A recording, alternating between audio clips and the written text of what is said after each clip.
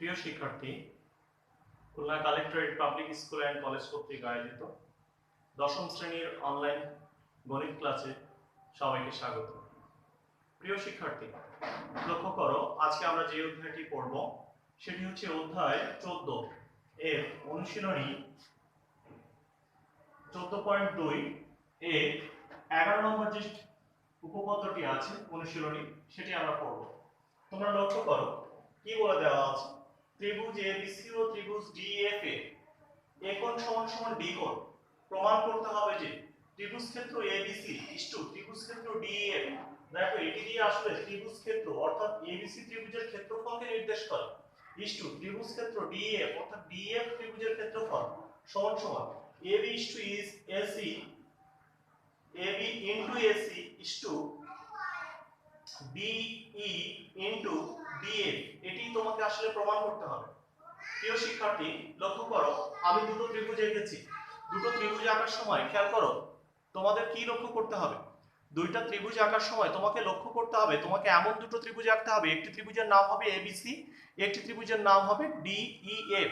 প্রিয় শিক্ষার্থী, লক্ষ্য করো, আমি দুটো ত্রিভুজকে এমন ভাবে এঁকেছি যে দুটো ত্রিভুজের এ কোণ অর্থাৎ এই কোণটি আর এই কোণটি যেন সমান হয়। আমি এই দুটো কোণ, একটা ত্রিভুজকে একটু বড় করে এঁকেছি, একটা ত্রিভুজকে একটু ছোট করে এঁকেছি, যাতে তোমাদের দেখে মনে হয় যে দুটো ত্রিভুজ একই না। একটা বড় হতে পারে, একটা ছোট হতে পারে, সমান হতে পারে, সেটা কোনো বিষয় না। বিষয় হচ্ছে এ কোণ সমান সমান ডি কোণ হবে, আর কোনো কথা বলা নেই। তাই দেখো, বিশেষ নির্বাচনটি আমার মনে হয় পড়ানোর কোনো প্রয়োজন নেই, ঠিক উপরে যা আছে ঠিক তাই। মনে করি এবিসি ত্রিভুজ ক্ষেত্র এবিসি ও ত্রিভুজ ডিএফ এ কোণ সমান সমান ডি কোণ প্রমাণ করতে হবে যে এটা সমান সমান এটা। খেয়াল করো, এখানে যা ছিল এখানেও আমরা তাই লিখেছি। আমাদের একটু অঙ্কন আছে। অঙ্কন কেন প্রয়োজন? দেখো প্রিয় শিক্ষার্থী, লক্ষ্য করো, এখানে ত্রিভুজ ক্ষেত্র বলে দেওয়া আছে, অর্থাৎ এবিসি ত্রিভুজের ক্ষেত্রফল, অর্থাৎ ত্রিভুজ ক্ষেত্রের ক্ষেত্রফল হচ্ছে হাফ ইনটু ভূমি গুণ উচ্চতা। তাই আমাদের উচ্চতাটি দরকার, অর্থাৎ সি বিন্দু থেকে খেয়াল করো এবি এর উপর লম্ব আঁকছি, তাই আমরা খুব সংক্ষেপে লিখতে পারি যে সিএম লম্ব এবি। আর এখান থেকে আমরা যেটা লিখতে পারি এফএল লম্ব ডি।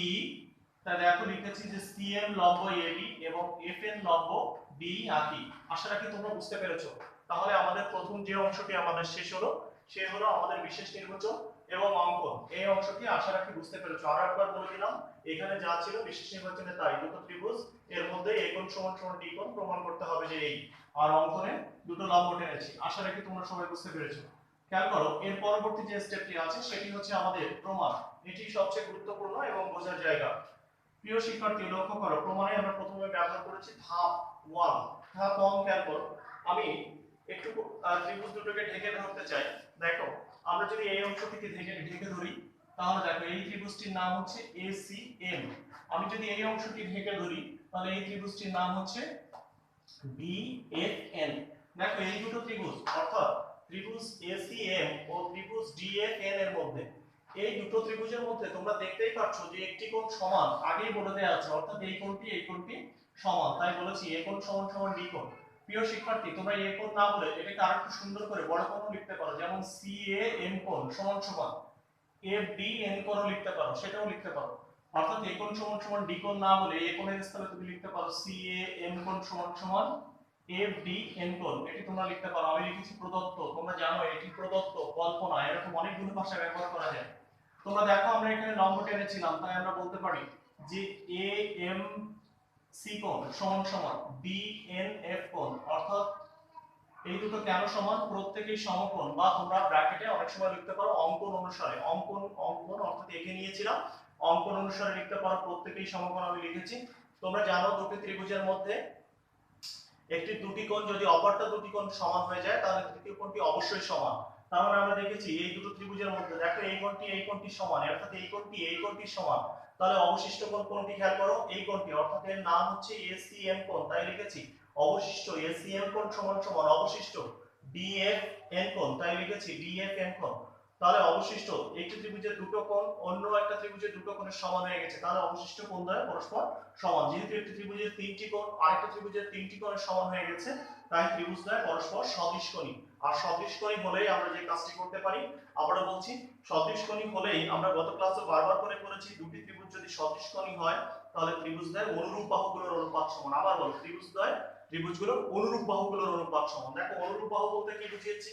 দেখো এখানে যে লিখলাম অর্থাৎ এসি, এসি মানে কি দেখো সমকোণের বিপরীত বাহু, তাহলে এসি ইজ টু ওই ত্রিভুজেরও সমকোণের বিপরীত বাহু নিতে হবে, এসি ইজ টু কি লিখবো এসি, এসি বাই কি লিখবো ডিএফ, কেন এসি হচ্ছে সমকোণের বিপরীত বাহু এসি, আর এখানে সমকোণের বিপরীত বাহুর নাম হচ্ছে ডিএফ, তাহলে লিখলাম এসি বাই ডিএফ সমান সমান, খেয়াল করো এটাকে লিখলাম, এটার নাম হচ্ছে কত আমরা বলতে পারি সিএম, খেয়াল করো সিএম, সিএম কি এ কোণের বিপরীত বাহু, দেখো সিএম, সিএম বাই এ কোণ সমান সমান ছিল ডি কোণ, তাহলে ডি কোণের বিপরীত বাহু সিএম বাই কি লিখবো এফ এন।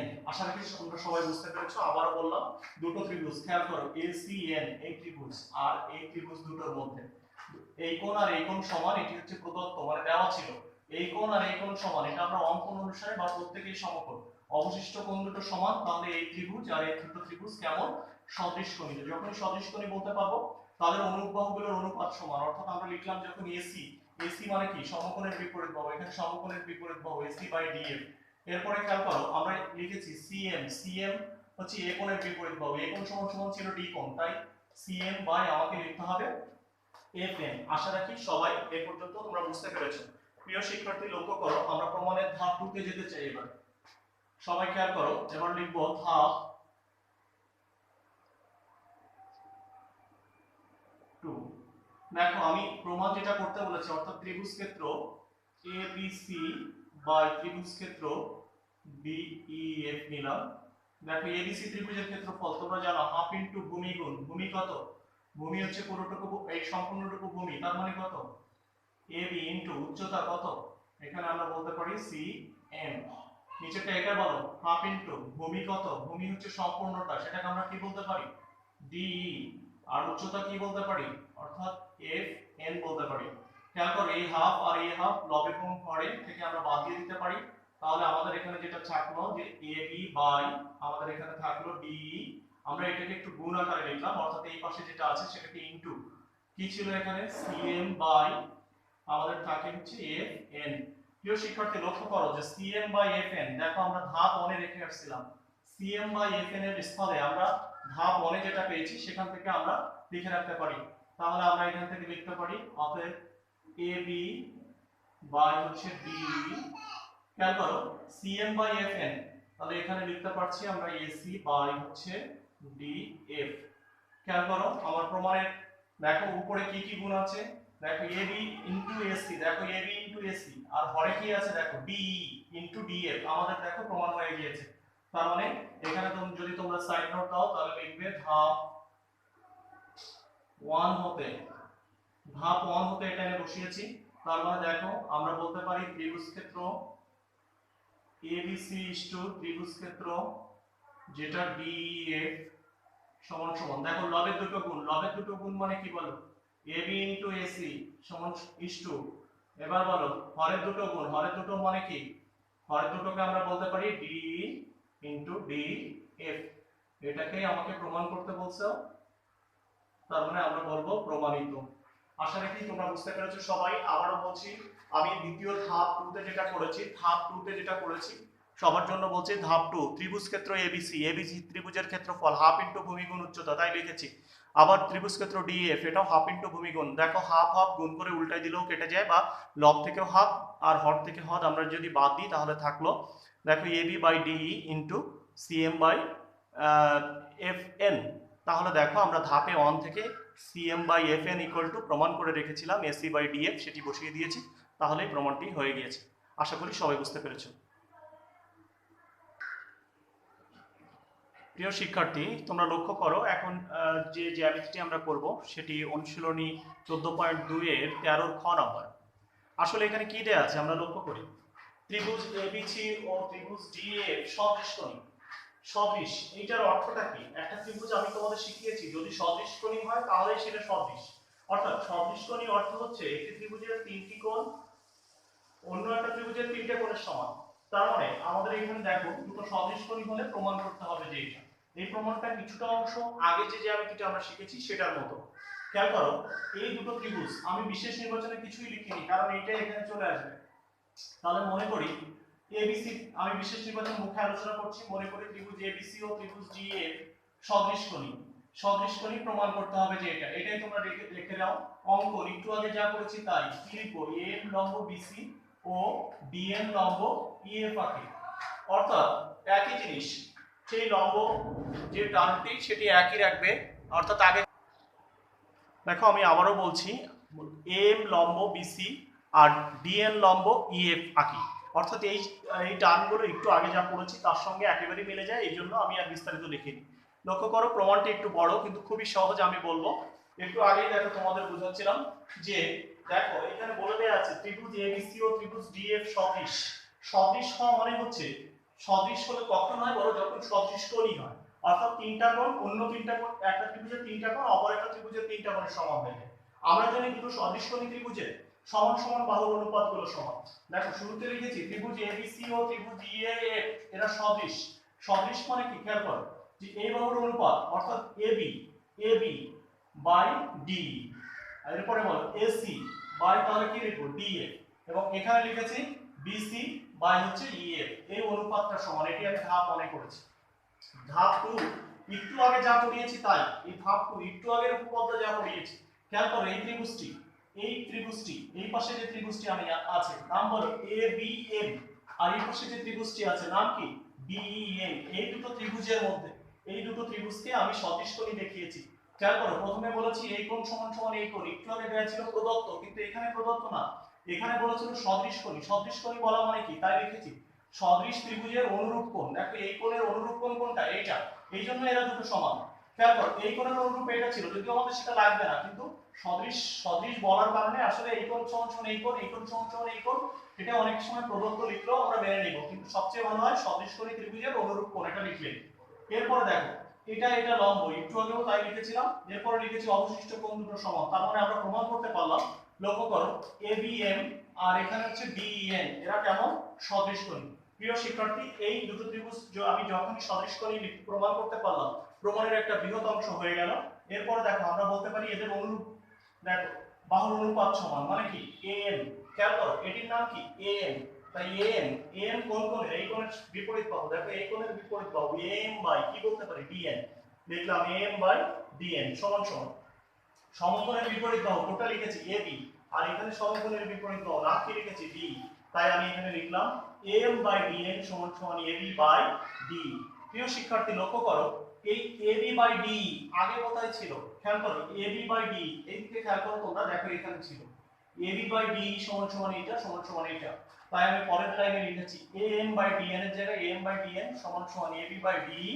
এইটা এবি বাই ডি সমান সমান কি ছিল, খেয়াল করো এখানে এসি বাই ডিএফ, এটা সমান সমান এসি বাই ডিএফ সমান সমান কি লিখতে পারি বিসি বাই ইএফ। আবার খেয়াল করো এই তিনটা টার্ম সমান, তাই যেহেতু এটা সমান সমান এইটা, এইটার সাথে আবার এটা সমান, এটার সাথে এটা সমান, তাই আমরা এই লাইনটি লিখেছি। এটাই হচ্ছে বোঝার লাইন। এবার দেখো আবার আগের উপপাদ্যে যে কাজটি করেছিলাম, ত্রিভুজ ক্ষেত্র এবিসি বাই ত্রিভুজ ক্ষেত্র ডিএফ হাফ ইনটু ভূমি গুণ উচ্চতা লিখেছি, উপর নিচে থেকে আমরা হাফ হাফ বাদ দিয়েছি। খেয়াল করো এটিকে একটু আগে যেভাবে লিখেছিলাম BC by EF into M by DN, দেখো এই এ এম বাই ডিএন এটি আমরা কোথায় পেয়েছি, দেখো এ এম বাই ডিএন সমান সমান তুমি অনেক কিছু লিখতে পারো, কিন্তু কোনটি লিখবে সেটি হচ্ছে বোঝার বিষয়। এম বাই ডিএন সমান সমান এটা লিখতে পারো, এটা লিখতে পারো, এটা লিখতে পারো, কিন্তু কোনটা লিখবে।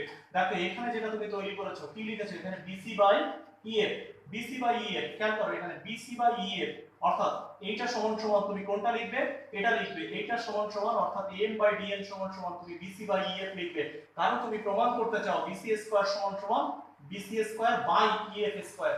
দেখো প্রমাণের একটা টার্ম আছে ত্রিভুজ ক্ষেত্রে এত বাই ত্রিভুজ ক্ষেত্রে এত সমান সমান BC square by EF square. আশা রাখি সবাই বুঝতে পেরেছো। খেয়াল করো এর পরে যে অংশটি লিখেছি সেটা বলছি আবার এবি বাই ডি সমান সমান এটা, এই যে তিনটা সমান, এই তিনটা কোথা থেকে সমান পেয়েছিলাম, দেখো এই তিনটা এখানে সমান লিখে দিয়েছিলাম। তাহলে এই তিনটা যদি সমান অনুপাত হয় তাহলে তাদের বর্গ, এটাকে বর্গ করলে এটা, এটাকে স্কয়ার করলে এটা, এটাকে স্কয়ার করলে এটা, অর্থাৎ বর্গ করলেও সেগুলো সমান হবে।